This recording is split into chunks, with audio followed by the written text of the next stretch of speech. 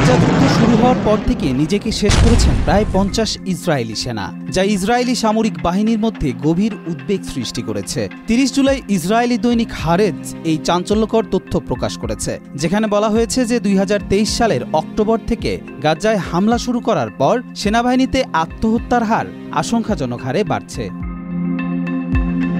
2023 সালে মোট 17 জন সেনা নিজেকে শেষ করেন, যার মধ্যে 7 জন গাজা যুদ্ধ শুরুর পরপরই জীবন শেষ করেন। আর 2024 সালের শুরু থেকে জুলাই মাস পর্যন্ত আরও 24 জন সেনা আত্মহননের পথ বেছে নিয়েছেন, যা যুদ্ধকালীন সময়ে মোট আত্মহত্যাকারীর সংখ্যার প্রায় 50-এ নিয়ে এসেছে।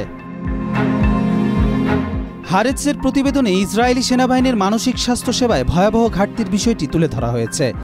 কালার এক্সপার্ট, জর্জ স্যাপ এবং মাইল্ড অন হ্যান্ডস টেকনোলজি সমৃদ্ধ অরিক্স ক্রিস্টাল ওয়াশ আপনার মনোরোগ চিকিৎসক, ক্লিনিক্যাল সাইকোলজিস্ট এবং সমাজকর্মীদের তীব্র সংকটের কারণে যুদ্ধক্ষেত্র থেকে ফিরে আসা বা দায়িত্বরত বহু সেনা সময়মতো চিকিৎসা নিতে পারছেন না। বিশেষ করে নিহত সেনাদের মরদেহ শনাক্তে কাজ করা ইউনিটগুলোর সদস্যদের মধ্যে মানসিক ট্রমা ও পোস্ট ট্রমাটিক স্ট্রেস ডিসঅর্ডারের প্রবণতা অনেক বেশি। সেনাবাহিনীর তথ্যমতে প্রতি মাসেই শত শত মানসিকভাবে বিপর্যস্ত সেনাকে পুনর্বাসন শাখায় ভর্তি করা হচ্ছে।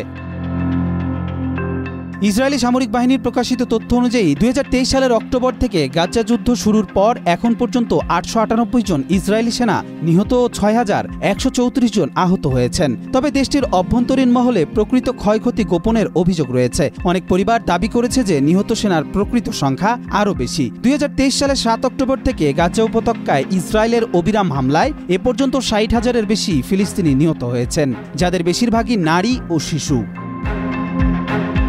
কবির চৌধুরী, জয়, মাই টিভি।